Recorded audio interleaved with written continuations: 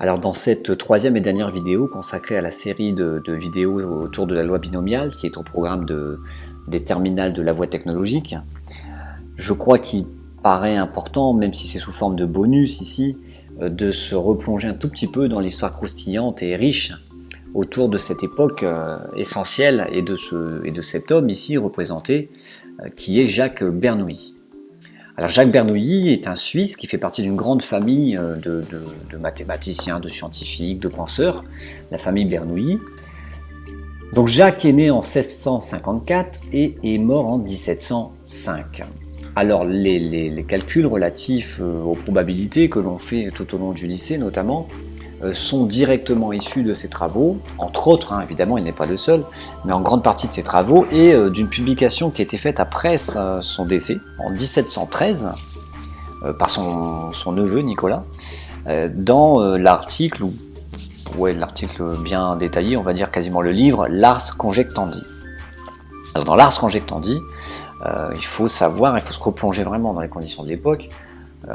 Bernoulli est quand même très audacieux puisque il va mettre en forme sur le plan scientifique et dans les codes mathématiques la théorie de la probabilité, donc des probabilités. Et c'est pas une mince affaire, quand on y pense, il faut remonter un tout petit peu dans le temps pour comprendre pourquoi il a été audacieux et pourquoi c'est pas simple. Il faut replonger en 1632. Qu'est-ce qui se passe en 1732 ? Eh bien, vous avez un certain Galilée, un Italien très connu, qui, sur commande de la papauté et de l'Église catholique, c'était Urbain quelque chose, Urbain VIII de mémoire, là il faudrait vérifier, donc sur commande de l'Église catholique, on lui demande d'avoir une position neutre, mais une démarche de réflexion sur un débat très très ancien et très profond au sein de la science, et de la physique et de la métaphysique, qui est le débat entre Copernic, la vision de Copernic en tout cas du monde, et la vision de Ptolémée. Tout ça, ça date déjà de l'Empire grec. Alors il faut comprendre, pour faire très très simple, l'idée c'est de se dire c'est quoi le monde qui nous entoure, c'est quoi l'univers. Alors aujourd'hui on a plein de connaissances avec les satellites, l'exploration spatiale et j'en passe. À l'époque on regardait le ciel à l'œil nu, depuis 40 000 ans où l'homme est sur Terre, et regarde le ciel à l'œil nu, il essaye d'en déduire ce qu'il peut en déduire de par sa vision. Alors il y a deux grandes pensées qui s'affrontent. Il y a, pour faire simple, celle de Ptolémée qui nous dit que la Terre est fixe et le centre de l'univers, et tout le reste est autour. Alors après il y a des nuances, mais ça bouge pas, est-ce que c'est loin, c'est pas loin, etc. Bon, sur la nature des objets. Et vous avez Copernic qui lui voit plus un système en mouvement et émet l'hypothèse que la Terre est elle-même en mouvement, et donc n'est pas forcément le centre de l'univers. Alors l'Église catholique, depuis des siècles et des siècles, réfute la vision copernicienne et essaye d'avoir des preuves justement que Ptolémée a raison, de par leur interprétation des textes sacrés, etc. Bon, ça c'est l'histoire de cette religion, entre autres, et c'est pas la seule. Voilà, donc comme l'Église catholique, via la papauté, est assise à cette époque sur un pouvoir suprême, elle étudie encore la question, donc le pape de l'époque charge Galilée de se pencher sur la question et pourquoi pas de donner un peu, grosso modo, du grain à moudre avec les nouveautés techniques de l'époque. Alors Galilée fait quand même une avancée incroyable, c'est qu'il est le premier à construire une lunette astronomique avec l'évolution de l'optique et la maîtrise notamment de la réflexion sur la lumière, etc. Et de la géométrie aussi qui augmente. Donc il construit la première lunette astronomique, il regarde du coup plus précisément, plus loin dans le ciel, fait des relevés qui lui permet de mettre tout ça dans les équations connues de l'époque, des équations de mouvement liées à la physique, à l'étude de la gravité, on est dans les mêmes époques que Newton et compagnie, et d'ailleurs dans la même époque que Pascal, qu'on a vu pour les coefficients binomiaux. Et donc Galilée, en 1632, on y est, publie le dialogue sur les deux grands systèmes du monde. Ça c'est le titre de sa publication, et donc les deux grands systèmes étant le Soleil et la Terre. Et alors, outre la forme de ce dialogue qui n'a pas plu à l'Église catholique, puisqu'on ne serait-ce que parce que c'est écrit en italien et pas en latin, donc du coup, la population a plus facilement accès à cette connaissance, là où le latin est plutôt réservé à une autre aristocratie qui a étudié, etc. Bon. Donc ça gêne un peu parce que du coup, le petit peuple pas très cultivé a accès à une autre vision du monde que celle imposée par les textes sacrés et leur interprétation, et ça dérange beaucoup le pouvoir ecclésiastique de l'époque. Donc ça amène quand même à une sale histoire tout ça, parce que Galilée il se retrouve en procès. Voilà, donc là il se retrouve en procès par l'Église catholique qui lui reproche la forme, le fond, de ne pas être neutre, qui lui avait demandé simplement de faire une étude avec les outils modernes, chose que Galilée de son côté prétend avoir fait. Lui il dit simplement, moi j'ai pris les outils modernes du XVIIe siècle, les équations connues, et j'en arrive à cette conclusion de manière neutre. Donc il y a un débat d'idées. Alors le procès clairement est pipé, etc. Et c'est passionnant de lire un peu les minutes du procès, voir comment ça s'est déroulé. Et voilà qu'en 1633, on a le fameux procès de Galilée. Alors, il a quand même frôlé la mort. Ça s'est joué à très très peu qu'il se fasse exécuter derrière. Il a fallu qu'il tombe bien bas et qu'il reconnaisse publiquement parce qu'il était coupable d'hérésie. Il a dû reconnaître publiquement qu'il s'était trompé, qu'il ne le fera plus, qu'il n'ira plus jamais contre la vision de l'Église et des Saintes Écritures, etc., etc. Bon, voilà. Donc il a été mis plus bas qu'à terre sur le plan public, discrédité. Et le pape a fini, après la condamnation, par le condamner. Il a changé un peu la nature du verdict et l'a condamné à la réclusion à domicile jusqu'à la fin de sa vie. Donc Galilée avait à peu près 70 ans au moment de son procès. Il est mort à 77 ans. Et pendant 7 ans, il est resté reclus, enfermé dans une de ses maisons, mais qui n'est ni plus ni moins que la prison de la fin de sa vie, quoi. Alors il a fait encore un peu de science, etc. Mais forcément, vous imaginez bien qu'il était refroidi. Et pas que lui. C'est ça aussi qu'il faut comprendre.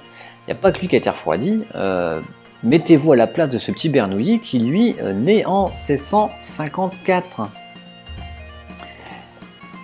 Et qui vit jusqu'en 1705. Donc on est dans les décennies qui suivent Galilée. Alors tout ça, ça fait évidemment du remous dans le monde scientifique. Pour prendre un seul exemple, le grand René Descartes va lui-même s'auto-censurer, puisqu'il y a un traité, par exemple le traité du monde et de la lumière, donc qui traite de la physique, d'un des aspects de la physique, sur la lumière, etc. Il ne va pas le publier. Il a des avancées scientifiques, et il ne va pas les publier parce qu'il a peur, évidemment, comme beaucoup de ses compatriotes du XVIIe siècle, qu'on le traite en procès, qu'on le mène devant un jury un petit peu pipé, et puis surtout qu'il engage sa vie derrière, évidemment. Donc ce traité ne sera pas publié du vivant de Descartes, et il en publiera d'autres, notamment le discours de la méthode sur la philosophie et les applications et la démarche scientifique, etc. Mais voilà, il y a quand même après des traités comme ça où quand ça vient, ça peut amener en tout cas de la polémique avec le pouvoir en place. Ils vont être plusieurs à bien se garder de publier ça. Et donc, je veux dire, Bernoulli grandit là-dedans. Alors c'est là où on voit la force et la puissance des génies tels que lui, et ils sont nombreux, surtout à cette époque.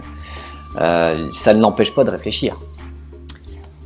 On pourrait philosopher et disserter longtemps sur la liberté de penser, mais dans Ars Conjectandi, il faut comprendre qu'il marche sur des œufs. C'est-à-dire qu'il s'attaque à la probabilité, donc c'est pas le même mot que la chance, mais c'est un peu la même idée derrière. D'ailleurs, nous-mêmes, encore en classe, le mot chance est quand même souvent très très très répété, et j'en suis le premier, quand vous suivez mes cours, à vous mettre du doute sur ce mot et à vous dire mais quelle est sa place et son sens au sein de la théorie mathématique en tout cas, et donc il y a une petite discussion qui s'opère sur une dérive du mot chance vers le mot probabilité.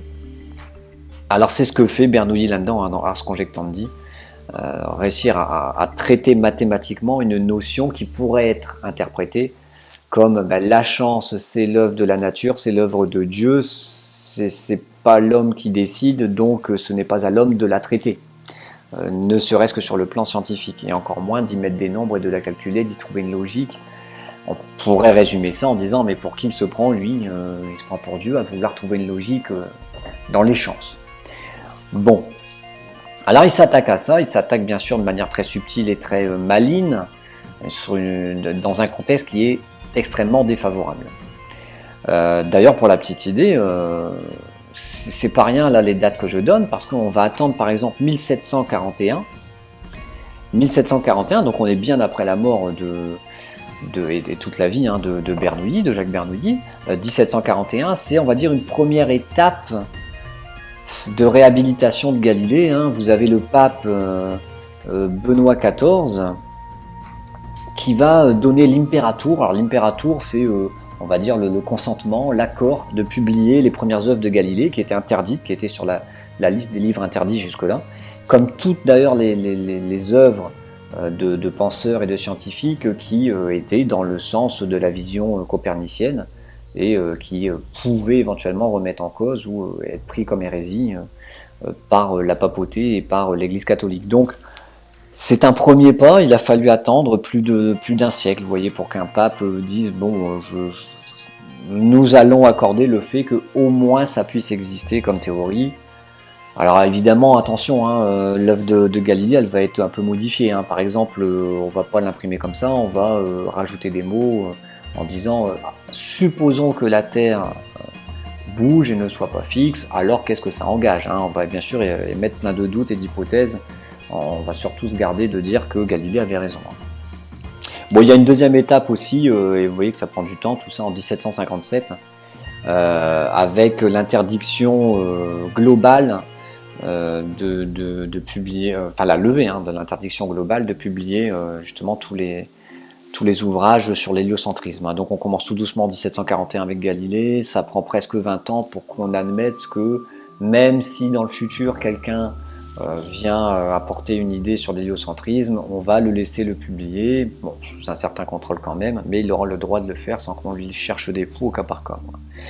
Donc voilà, donc en fait de Bernoulli, lui, vit en plein là-dedans. Il est en plein dans ce contexte-là où quand tu viens publier quelque chose d'innovant sur le plan mathématique ou physique, tu as plutôt intérêt à faire attention à ce que tu dis, à avoir des bonnes relations et à y aller à pas feutrer, quoi. Donc c'est énorme en fait de publier un traité sur la probabilité dans un contexte comme ça. Alors il y arrive, d'ailleurs son traité est riche, on retrouve dedans tous les travaux de Pascal sur les permutations et les coefficients binomiaux qu'on traite dans notre cours. On retrouve aussi la notion d'espérance d'une variable aléatoire. On retrouve évidemment tout ce qu'on a expliqué sur la loi binomiale avec le schéma de Bernoulli. Donc voilà un petit peu le parcours audacieux des scientifiques, et c'était il n'y a pas très longtemps, c'était il y a 3 siècles. Dans l'histoire des sciences, c'est vraiment très récent. Aujourd'hui, ça paraît presque admis et acquis, surtout pour toujours, que nos scientifiques dans nos universités ou dans nos centres de recherche sont libres de penser et de publier. Faisons en sorte, j'ai envie de dire, surtout pour la nouvelle génération, de garder ce cap, puisque la science, c'est aussi d'abord douter, c'est remettre en cause, c'est apporter de nouvelles conjectures, c'est faire aussi des erreurs et s'en rendre compte parfois plus tard, mais en tout cas c'est quelque chose qui bouge, c'est une pensée, donc ça doit rester en mouvement. Battons-nous pour ça. Donc voilà, là c'était, je pense, l'occasion avec Bernoulli, Pascal, Descartes, Galilée, de retracer un petit peu le contexte de notre cours. Et soyons heureux que tout ça fasse partie des programmes des terminales technologiques. Vous avez la liberté de réfléchir sur les probabilités et dans une école qui fait la part des choses entre les croyances et les preuves scientifiques. Voilà, c'est une belle avancée de l'intelligence humaine. Et puis je vous donne rendez-vous pour la suite du programme. Et puis encore nos petits cheminements à travers le monde merveilleux des mathématiques. Allez, on clôt là la série sur la loi de binomiale, pardon. Et puis suite au prochain numéro.